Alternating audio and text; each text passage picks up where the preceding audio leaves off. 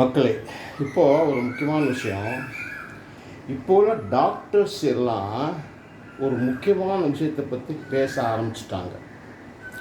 என்ன, உடற்பயிற்சி செய்யுங்க.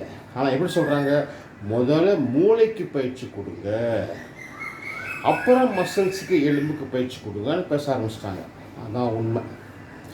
ஃபஸ்ட்டு மூளைக்கு பயிற்சி கொடுக்கணும். ஏன்னா மூளை தான் உடம்பை இயக்குது, அதுதான் உடம்பை ஆரோக்கியமாக வைத்திருக்கும்.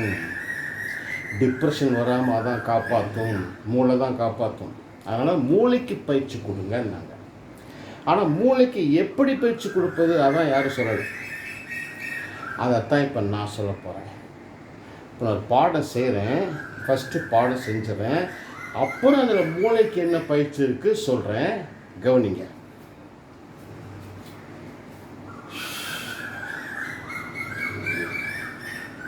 உள்ளே போகிறேன், அப்படி இழுக்கிறேன், இழுத்து அட்டாக் பண்ணுறேன்.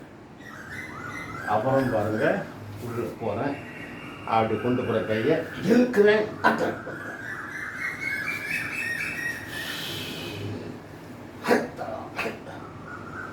அப்புறம் பாருங்கள், டபுள் பிளாக் பண்ணுறேன், கிக் பண்ணுறேன், டபுள் பிளாக் பண்ணுறேன், கிக் பண்ணுறேன், இழுத்து குத்துறேன், ரவுண்ட் அட்டாக். பாருங்க, ரவுண்ட் அட்டாக். அப்புறம் பிரேக், இழுத்து குத்துறேன், ரவுண்ட் அட்டாக். அடுத்து சி பிளாக், கேட்ச், இழுத்து ஹூக்கு.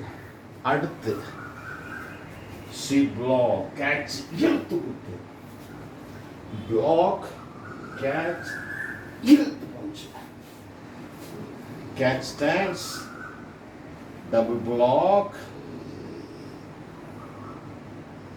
தள்ளுறேன். அவ்வளோதாங்க. இது ஒரு பாடம். இதில் எப்படி மூளைக்கு பயிற்சி இருக்கு சொல்கிறேன். இப்போ நான் பாருங்கள், ஃபஸ்ட்டு என்ன பண்ணுறேன், இங்கேருந்து உள்ளே போகிறேன். உள்ளே போய் கை இப்படி கொண்டு வந்து அப்படி கொண்டு வந்து அப்படி இழுத்து கையை பிடிச்சி அடிக்கிறேன். இது என்ன மீனிங்னா, என்னை விட சக்தியானவங்க இருக்காங்களா இந்த WWE காரங்க. இந்தியாவில் யாரும் கிடையாது என் கையை பிடிப்பதற்கு. எவனுக்கு சக்தி கிடையாது, விட்டுருங்க. எல்லாம் நோஞ்சானாக்குறாங்க WWE காரங்க. இப்போ நீங்கள் பார்த்துருப்பீங்க, ஃபைட்டெல்லாம் 7 அடி இருப்பான், ஆஜான் பாகம் இருப்பான். அவங்க பிடிச்சிட்டாங்கன்னா விட மாட்டாங்க.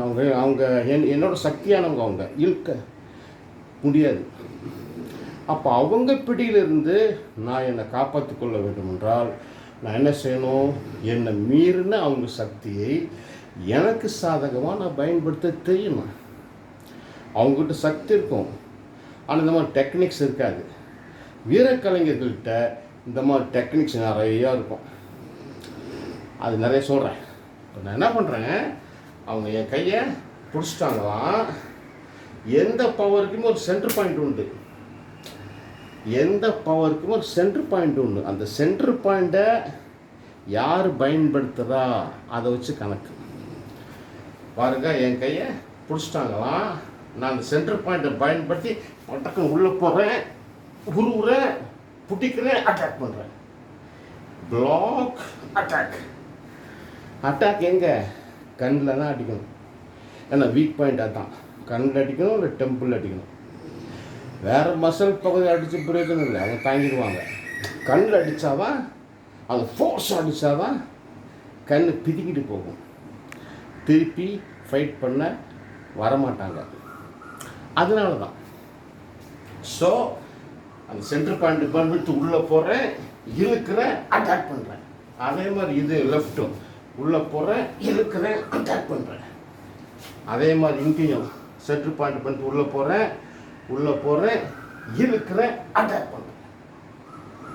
அடுத்து பாருங்கள், டபுள் பிளாக், கிக்கு வருது, கிக்கு பிளாக்கு, பஞ்சும் பிளாக், அதுதான் டபுள் பிளாக். நான் கிக் பண்ணுறேன், அவங்க கிரைண்டில். அடுத்து அதே மாதிரி டபுள் பிளாக். இதை சும்மா இப்படிலாம் பண்ணக்கூடாது, கரெக்டாக ஒரு அளவோடு பண்ணணும். பிளாக், கிக்கு, இழுத்து, பஞ்ச். இப்போ அவன் டபுள் பஞ்ச் கொடுத்துறானா, அதைத்தான் நான் பிளாக்கு இழுத்து பஞ்ச் பண்ணுறேன். இதை இப்படி பிளாக் பண்ணி இழுத்தும் பண்ணலாம், இப்படி பிளாக் பண்ணி இழுத்துப்பாங்க. ஏன் இழுக்கிறேன்னா அவன் பாடி விட்டு எனக்கு சாதகமாக வரும்போது குத்தணும். அந்த விழா எலும்பு இருக்குல்ல, அது கீழே ஒரு வருமம் இருக்குது, அங்கே குத்துறேன்.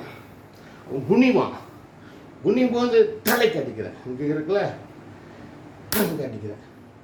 அது எப்படி அடிக்கிறேன்? கரெக்டாக அதுதான் அடிக்கும்போது மூளை பிதுங்கி ஓடணும், கண்ணு பிதுங்கி வரணும், பல் 32 உடையணும். அந்த அளவுக்கு இறைச்சி கொடுத்து அடிக்கிறேன். அப்புறம் இந்த பக்கம் பண்ணல பிளாக் அடிக்கிறான், தடுத்து கையை ஒடிச்சு இழுத்து குத்துறேன். அதே மாதிரி தான் அடுத்து ஆச்சுங்களா. அது தலைக்கு அடிக்க வர்றான், சி பிளாக் கேட்ச் இழுத்து குத்துறேன். அதே மாதிரி இந்த பக்கமும் சி பிளாக் தலைக்கு அடிக்கிறான், சி பிளாக் கேட்ச் இழுத்து ஹூக்கு இந்த இடம் சொலா ப்ளஸ் குத்துறேன், இழுத்து குத்துறேன். ஏன் இழுக்கிற? இந்த இழுவையும் குத்தும் கரெக்டாக இருக்கணும். இழுத்துட்டு குத்தக்கூடாது, குத்திட்டு இழுக்கூடாது. பிளாக்கு கேட்சு ரெண்டும் ஒன்றா இருக்கும். அது அடிக்கிறான் பிளாக். சும்மா பிளாக் இப்படி இப்படிலாம் பண்ணக்கூடாது, கரெக்டாக அளவோடு பண்ணணும். பிளாக் அண்ட் கேட்ச் இழுத்து பஞ்ச், இந்த கடைசி மூமெண்ட். அடுத்து பாருங்க, இப்படி வைக்கிறேன், டபுள் பிளாக் அட்டாக். இதுக்கான டபுள் பஞ்சு அவன் குத்த வர்றான், அதைத்தான் பிளாக் பண்ணுறேன். கையை ஒடிச்சு தள்ளி விடுறேன், இல்லை த்ரோஸ் போடுறேன். இப்படி பண்ணிக்கலாங்க. இப்படி கைகால்களின் முறையான அசைவுகளை கொண்டுதான் மூளைக்கு பயிற்சி கொடுக்க வேண்டுமே தவிர வேறு வழியே கிடையாது. இது வீரக்கலை பயிற்சியில் மட்டும்தான் உண்டு, யோகாவில் கிடையாது. அதை போட்டு நம்ம அரசியல்வாதிகள்லாம் பண்ணிட்டு தர்றாங்க, வேஸ்ட்டு. வாக்கிங்கில் கிடையாது, ஜிம் இருக்குல்ல அதுலேயும் கிடையாது. மூளைக்கு பயிற்சி வீரக்கலையில் தான் நிறையா இருக்குது. பாடங்கள் கரெக்டாக வச்சுருக்குறாங்க. கை இந்த அளவில் கொண்டு போய் இப்படி தான் அடிக்கணும்னா அப்படி தான் அடிக்கணும். நீங்கள் அடிங்க வராது. பிளாக்கு கரெக்டாக அப்படி கொண்டு போய் பிடிச்சி இழுத்து குத்தணும்னா அவ்வளோதான். சும்மா இப்படிலாம் பிளாக் பண்ணக்கூடாது. கரெக்டாக டபுள் பஞ்ச் வருது, பிளாக்கு இழுத்து குத்தணும். எங்கே குத்தணுமோ அங்கே தான் குத்தணுமே தவிர சும்மா இப்படிலாம் குத்தக்கூடாது. கரெக்டாக ரிப்பு, அப்புறம் ரவுண்டு,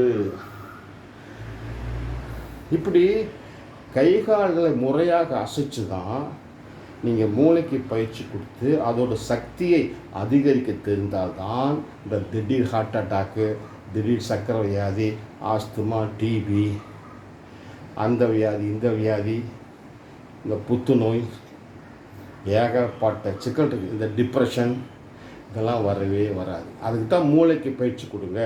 மூளை தான் உடம்பை இயக்குது, அதான் ஆரோக்கியமாக வைத்திருக்கும். மூளை சோர்ந்து போச்சுன்னா உடம்பு சோர்ந்துடும். மூளைக்கு பயிற்சி கொடுத்து ஆக்டிவாக சக்தி உள்ளதாக வச்சுருந்தீங்கன்னா உடம்பு ஆரோக்கியமாக இருக்கும்னு டாக்டர்ஸு சொல்கிறாங்க. கேளுங்க, அதான் உண்மை.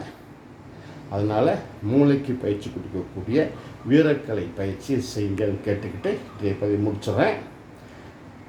அடுத்த பதிவில் சந்திப்போம். வணக்கம்.